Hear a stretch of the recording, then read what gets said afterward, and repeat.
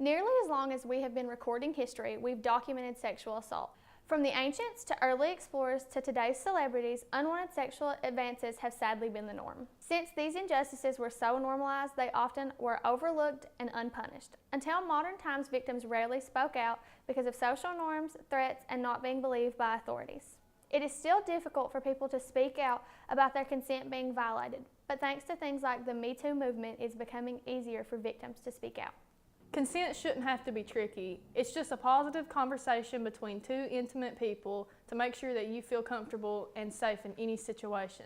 When we talk about healthy relationships, no one talks about consent being a major part of it. Consent doesn't and shouldn't start at the bigger issues. You should practice and teach consent in modern and everyday instances too. When you're walking in a crowd, rather than touching someone to let them know you're there, just say "excuse me."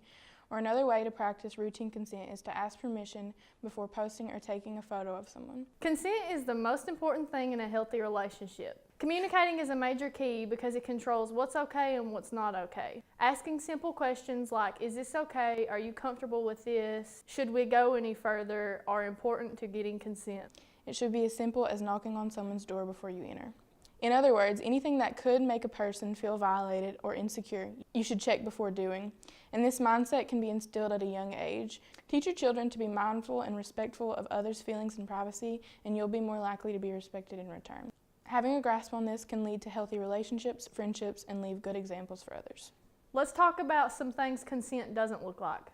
Assuming that you have consent just because of the way someone's dressed. When someone accepts a drink, a ride, or any other favor. Saying yes or giving in because you feel under pressure or afraid to say no. Consent goes both ways. Societal standards and toxic masculinity have placed a stigma around male consent. This makes it easy for men or boys to be taken advantage of because they are ashamed to say no. And very often, male reports of sexual harassment aren't taken seriously.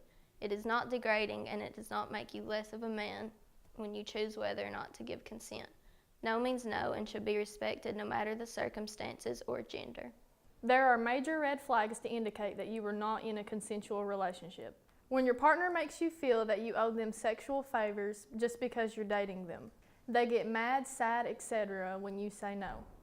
Or when they ignore you when you show nonverbal actions that you're not interested, such as walking away, pulling, or pushing. For more information, follow us at allaccesseky.org or on social media at allaccesseky.